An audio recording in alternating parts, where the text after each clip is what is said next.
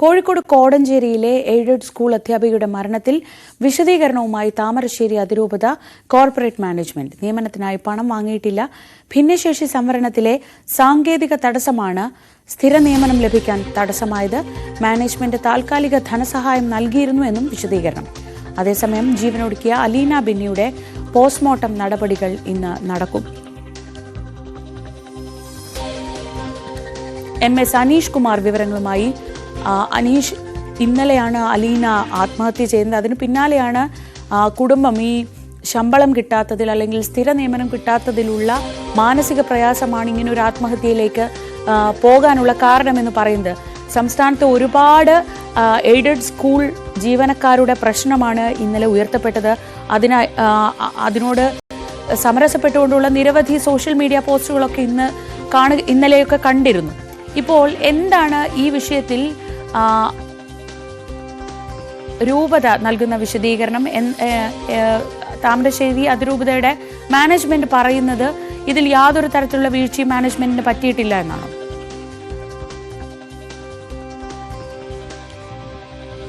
തീർച്ചയായും കഴിഞ്ഞ 6 വർഷമായി താമരശ്ശേരി കോർപ്പറേറ്റ് രൂപത മാനേജ്മെന്റ് കീഴിലുള്ള സ്കൂളുകളിൽ ജോലിയെടുക്കുന്ന അധ്യാപികയായിരുന്നു അലീന. 2 സ്കൂളുകളിലാണ്. ഏറ്റവും ഒടുവിൽ ആണ് കോടഞ്ചേരി സെന്റ് ജോസഫ് LP സ്കൂളിലെത്തിയത്. നേരത്തെ കട്ടിപ്പാറ സ്കൂളിലായിരുന്നു ജോലി ചെയ്യുകയും ചെയ്തത്. പക്ഷേ 6 വർഷമായി ഈ അലീനയുടെ നിയമനം സ്ഥിരപ്പെടുത്താൻ അധികൃതർക്ക് കഴിഞ്ഞിട്ടില്ല.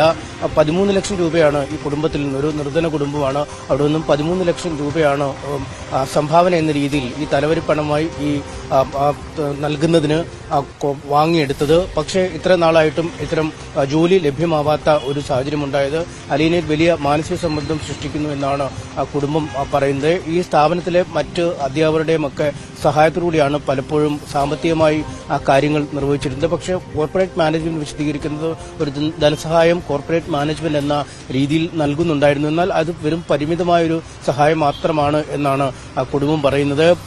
ഒരു തരത്തിലും ജീവിതം മുന്നോട്ട് കൊണ്ടുപോകാൻ കഴിയാത്ത ഒരവസ്ഥയിലേക്ക് കാര്യങ്ങൾ നീങ്ങുന്നു.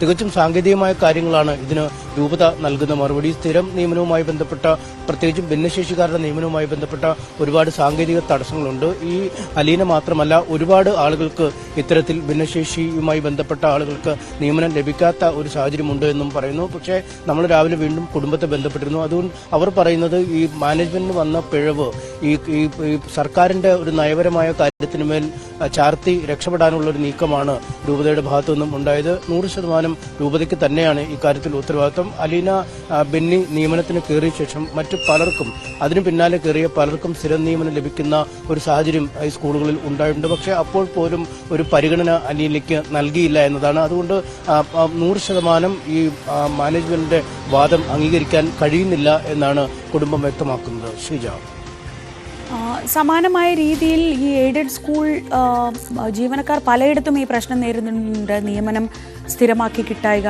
അതുവരെയും ശമ്പളമില്ലായിക. ആ തരത്തിലുള്ള ഒരു പ്രതിഷേധത്തിന്റെ സ്വരം കൂടി അലീനയുടെ ആത്മഹത്യ ഉയർത്തുന്നില്ലേ അനീഷ്?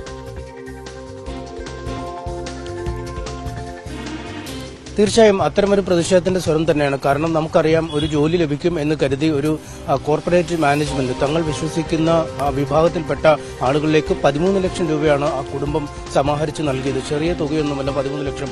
അതും 6 വർഷം 13 ലക്ഷം രൂപ, 6 വർഷം മുമ്പ് 13 ലക്ഷം രൂപ നൽകുക എന്നാൽ ചെറിയൊരു തുകയൊന്നുമില്ല. പക്ഷെ അത്തരം ഒരു പണം വാങ്ങിയ ശേഷം ഇപ്പോൾ മാനേജ്മെന്റ് പുറത്തിറക്കിയിരിക്കുന്ന വാർത്താക്കുറിപ്പിൽ പറയുന്നത് ഒരു തരത്തിലുള്ള സംഭാവനകളും ഈ നിയമനവുമായി ബന്ധപ്പെട്ട് വാങ്ങിയിട്ടില്ല എന്നതാണ്. അതുതന്നെ അങ്ങേയറ്റം ഈ കുടുംബത്തോട് ചെയ്യുന്ന ദ്രോഹമാണ്. നമുക്കറിയാം, ഈ കോർപ്പറേറ്റ് മാനേജ്മെന്റുകൾ അല്ലെങ്കിൽ ഇത്തരം സമുദായ മാനേജ്മെന്റുകളൊക്കെ നടത്തുന്ന സ്കൂളുകളിലെ എയ്ഡഡ് നിയമനങ്ങൾക്ക് വലിയ തോതിലുള്ള പണം വാങ്ങിയാണ് നിയമനം നടത്തുന്നത്. അവിടെ ശമ്പളവും മറ്റു അടിസ്ഥാന സൗകര്യങ്ങളൊക്കെ സർക്കാർ നൽകുമ്പോഴും ഈ തലവരി പണം നേരെ പോകുന്നത് ഈ മാനേജ്മെന്റുകളുടെ കയ്യിലേക്കാണ്. ഇത്തരത്തിൽ മാനേജ്മെന്റുകൾ വലിയ തോതിൽ പണം വാങ്ങി നിയമനം നടത്തുമ്പോഴും ഈ നിയമനവുമായി ബന്ധപ്പെട്ട യാതൊരു ഉത്തരവാദിത്വവും പിന്നീട് നിർവഹിക്കുന്നില്ല. സാങ്കേതിക നടപടിക്രമങ്ങൾ ചൂണ്ടിക്കാണിച്ച് ഈ നിയമനം അനിശ്ചിതമായി വൈകുന്ന കാഴ്ച പലപ്പോഴും കാണാറുണ്ട്. പക്ഷേ പിന്നീട് കൂടുതൽ പണം വാങ്ങി ജോലിക്ക് കയറുന്ന ആളുകൾക്ക് നിയമനം വേഗത്തിൽ നടപ്പിലാവുന്ന ഒരു സാഹചര്യമുണ്ട്. ഇവിടെ തന്നെ അലീന ബെന്നിക്ക് പിന്നാലെ ജോലിക്ക് കയറിയ നിരവധി അധ്യാപകർ സ്ഥിര നിയമനത്തിലേക്ക് മാറുന്ന ഒരു സാഹചര്യമുണ്ടായി. അപ്പോഴും ഈ അലീനയെ പരിഗണിച്ചില്ല എന്നതാണ് ഏറ്റവും വിഷകരമായ ഒരു വസ്തുതയായി ചൂണ്ടിക്കാണിക്കപ്പെടുന്നത്. അതുകൊണ്ട് തന്നെ ഒരുപാട് നാളുകൾ മറ്റുള്ള സഹാധ്യാപകരുടെയും മറ്റുള്ളവരുടെയും ഒക്കെ സഹായം വാങ്ങി മുന്നോട്ട് പോവുക എന്നത് അങ്ങേയറ്റം ദുഷ്കരമായ ഒരു സാഹചര്യമാണ്. ഒപ്പം സമൂഹ മധ്യത്തിലും ഒരു അധ്യാപിക എന്ന രീതിയിലുള്ള ഒരു അംഗീകാരം ലഭിക്കുന്നില്ല, വിവാഹമടക്കം നടക്കാതെ വരുന്ന ഒരു സാഹചര്യം. ഇതെല്ലാം കൂടി ചേർന്നുള്ള ഒരു രോഷമാണ്. ആ രോഷ പ്രകടനം അല്ലെങ്കിൽ ഇങ്ങനെ ഒരു പ്രതിഷേധമാണ് ഇത്തരത്തിലൊരു കാര്യത്തിലേക്ക് നീങ്ങിയിരിക്കുന്നത്. എന്തായാലും പൂർണ്ണമായും ഈ സർക്കാരിന്റെ നയ വ്യതിയാനങ്ങളെ അല്ലെങ്കിൽ ഈ എയ്ഡഡ് അധ്യാപക സ്ഥിര നിയമനവുമായി ബന്ധപ്പെട്ട പ്രശ്നങ്ങളായി മാത്രം ഇതിനെ ചൂണ്ടിക്കാണിക്കാൻ കഴിയില്ല. വലിയ പണം വാങ്ങി, തലവരി പണം വാങ്ങി അധ്യാപക നിയമനത്തിനായി കോഴ വാങ്ങി പ്രവേശിപ്പിക്കുന്നവർ പിന്നീട് ആ ഉത്തരവാദിത്വം ഈ പാവപ്പെട്ട അപേക്ഷാർത്ഥികളോട് കാണിക്കുന്നില്ല എന്നൊരു വസ്തുത കൂടെ ഇവിടെ ഉണ്ട്. ഷീജ. MS അനീഷ് കുമാറാണ് വിവരങ്ങൾ നൽകിയത് കോഴിക്കോട് നിന്ന്. മറ്റു